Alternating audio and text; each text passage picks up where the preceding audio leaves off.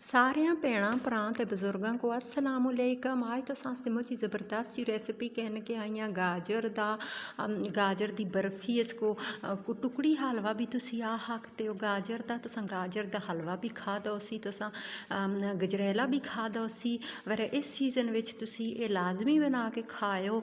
मुझी ज़बरदस्त रेसिपी है, तुसा को यकीनन पसंद आ सी। इस रेसिपी वास्ते अस चाके दियां दो 1 कप दुध चाके 1 कप चीनी 1 कप सूजी ते ये अस चाके दे जी 1 कप के ते डालडा होवे जां देसी होवे।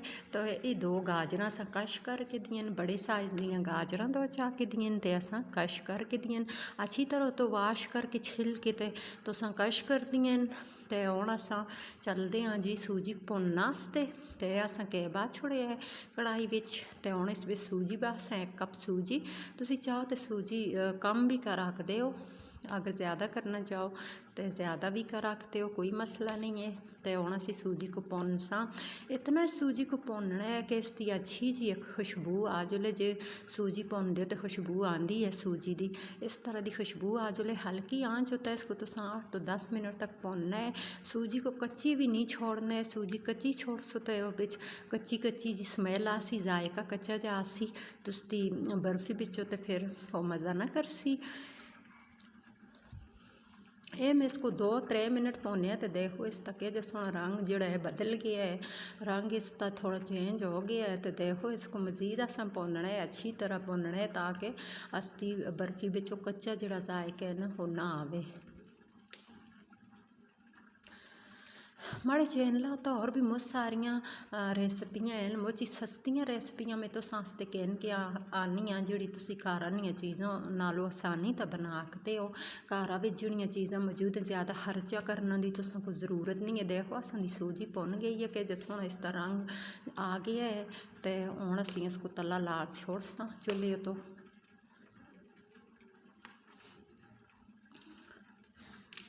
सूजी को असां जिहड़ा है चुल्हे तो लाल छुड़िया है। तो हुण असां बाद छुड़िया जी कढ़ाई विच गाजरां को थोड़ा जिहा असां इयां ही हलासां चलासां। तो फिर इस विच असीं दुध पा के सां थोड़ा जिहा असां इसको थोड़ा जिहा भुनना है। तो इस विच जिहड़ियां चीज़ां पैसन मैं तुसां नाल शेयर करसां। थोड़ी देर वास्ते ढक्कन चा दिओ, 1 तो 2 मिनट वास्ते इसको ढक्कन चा दिओ ताकि गाजर अपना थोड़ा जिहा पानी छोड़ देवे।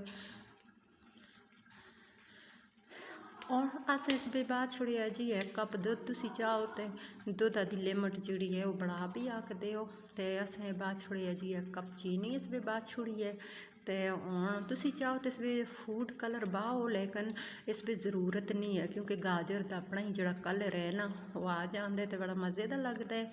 तो इस विच इलायची तुसां लाजमी पानी है, इलायची कुट के पाओ या पाउडर पाओ जो मर्जी करो, लेकिन इलायची दी एक मुझी सोहनी जी स्मैल ते जायका होंदा है।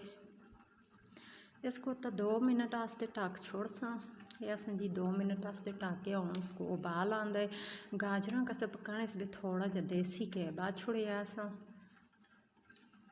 चाहो तो देसी घी पाओ, चाहो तो बनस्पति भी पाओ, कोई मसला नहीं है, लेकिन देसी घी का एक जायका बड़ा ज़बरदस्त आंदा है। यह तुसी देखो मैं 1 कप दुध पाया सा, लेकिन गाजरां नाल अपना पानी भी छोड़ दिता है, लेकिन कोई मसला भी नहीं है। जदों असी इस विच सूजी पासां तो सारा पानी जिहड़ा है वो सूजी हजम करके नसी। ये असां तो ढकिया जी 5 मिनट वास्ते। तो हुण देखो इसको सही बुलबुले आ गए न।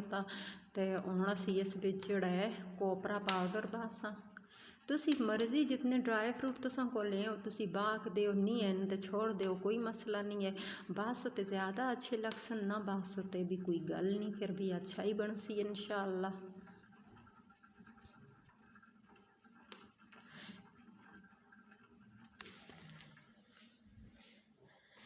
इसको तुसां अच्छी तरह लाना चलाना है, इस भी सूजी को सही तरह मिक्स करना है।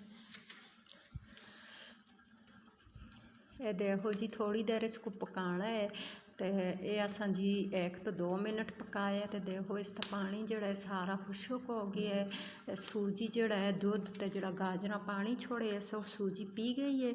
ਤੇ इतना मज़े दा खुशबू आंदी है कि मैं तुसां को की दसां।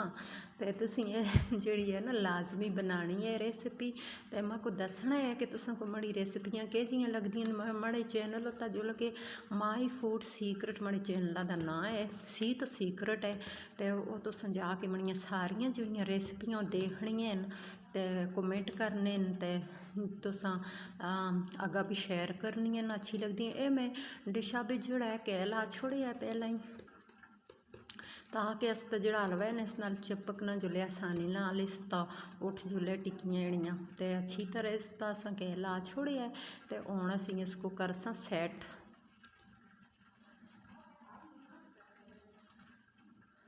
अच्छी तरह इसको असा सैट करना है।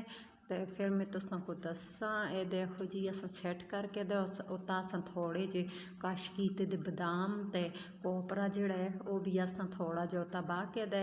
तो तुसी चाहो तो उता मूंगफली काजू बदाम पिस्ते जो चीज़ भी बाहना चाहो बाह के दिओ, कोई मसला नहीं, मज़े दा लगसी।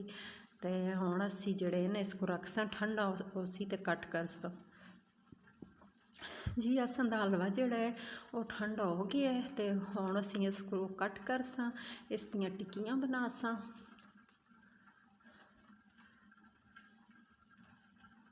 आराम आराम नाल इसको कट करना है, तो ठंडा होना होता है इसको कट करना है। तो इसको रूम टम्परेचर होता रखना है 3-4 घंटे आस्ते तुसें इसको रखना है लाजमी। जल्दी नहीं करनी, ना तो टिक्कियां तुसां भाज जुलसन। ये मैं कट कर छोड़िया है, देखो इस शेप विच मैं कट किया है।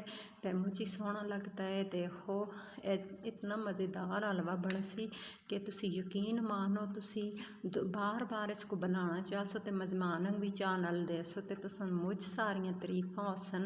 तो तुसां मड़ी भी तारीफ करनी है। तो नई रेसिपी कहन के आसां मज़ेदार जी। तो उस वेले तक मक दो इजाज़त। अल्लाह हाफिज़।